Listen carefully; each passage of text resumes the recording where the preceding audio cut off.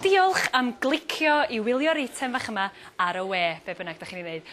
Mi fydd o wertho, fe rei addo hynny I chi rwan, achos mae'n gwestiwn I fan hyn, yn eistedd, yn eiddgar, yn barod am sialens fwyaf ei bywyda. Do, dwi'n gwybod bod Iolo wedi hedfan efo adar a bethau, ond mae hwn yn fwy o sialens byth. Iolo, wyt ti'n barod? Na, dwi'n Reit, y teclyn bach yma. Ie. Bari Ynydd ag Eirydd hefyd, ydych chi'n gwrando'n astyd.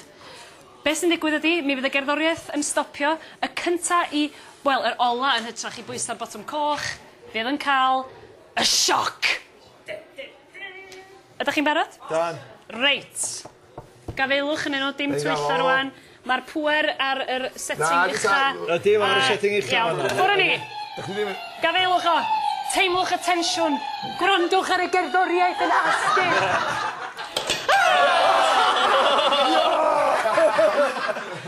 Ylwch ar y gynulleidfa sy'n gael ei Eirig. Ar o deg yma na. Dyda ymateb di. Collwr. Dyda, fyd ti'n methu ymateb digon sydyn I bethau fel sa'ch di fod yn dreifio ar y lôn, er enghraifft?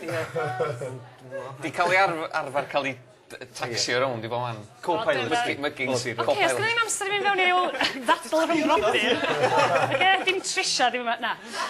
Neu Jeremy Kyle, ma' na lawer o sioia fel na gael. Wel, diolch am y sialens. Croeso.